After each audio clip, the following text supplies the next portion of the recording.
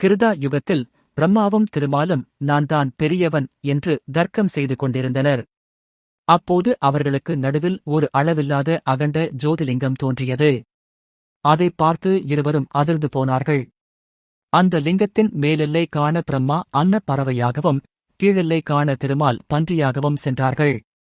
ஆனாலும் இருவராலும் எல்லை காண முடியவில்லை. தோல்வியை ஒப்புக்கொண்ட திருமால் திரும்பி வந்தார். ஆனால் பிரம்மா பொய் சொன்னார். நான் மேலே சென்று தாமரை இலை பறித்து வந்தேன் என்று கேதார மலரை எடுத்துக் காட்டினார்.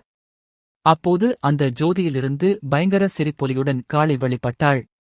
காளி கோபத்தில் பிரம்மாவின் பொய்யை அறிந்து அவர் தலையில் ஒரு 5வது தலையை உண்டாக்கி அதை பறித்து எறிந்தாள்.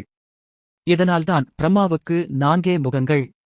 ஆனால் காளியின் கோபம் அடங்கவில்லை. அவள் உலகையே அழைக்கும் பயங்கர உருவம் எடுத்து எங்கும் சீற்றத்துடன் அலைந்தாள். அப்போது அந்த ஜோதிலிங்கத்தில் இருந்து 5 வயது குழந்தை உருவில் சிவபெருமான் வெளிப்பட்டார். பரணி நட்சத்திரத்தில் தோன்றியதால் அவருக்கு பரணீஸ்வரர் என்று பெயர். குழந்தை சிவன் காளியை நோக்கி ஓடினார். காளி அவரை பார்த்து, இந்த சின்ன பையனா என்னை அடக்க வருகிறான் என்று சிரித்து பயங்கரமாக உருமினாள். குழந்தை சிவன் காளியுடன் பயங்கரமாக மோதினார். அவள் எரிந்த திரிசூலத்தை தட்டி வீசினார். அவளது காலால் உதைத்தால் சிவன் அதை பிடித்து அவளையே தூக்கி அடித்தார். இறுதியில் காளியை தரையில் தள்ளி அவள் மீது காலை வைத்து நின்றார். இதுதான் காளி மர்த்தனம் அல்லது தட்சிணாமூர்த்தி உருவம். காளி வெட்கி கோபம் தணிந்து குழந்தை சிவனை பார்த்து அமைதியானாள். அப்போது சிவன் அவளை அணைத்து தழுவி சிவன் சக்தி ஒருங்கிணைந்த பரபிரம்ம சுரூபம் ஆனார்.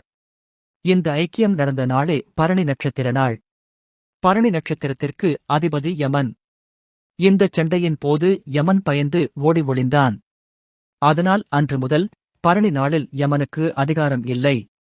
எனவே அந்நாளில் தீபம் ஏற்றினால் அகால மரண பயம் நீங்கும் என்று ஆனது.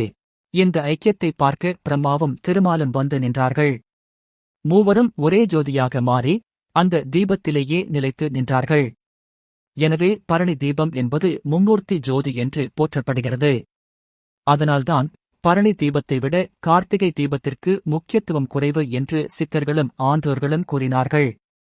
கார்த்திகை தீபம் சிவஜோதி, பரணி தீபம் சிவன் சக்தி பிரம்மா விஷ்ணு ஒருங்கிணைந்த பரபிரம்ம ஜோதி. இந்த கதையே பரணி தீபத்தின் ஆழமான புராண பின்னணி.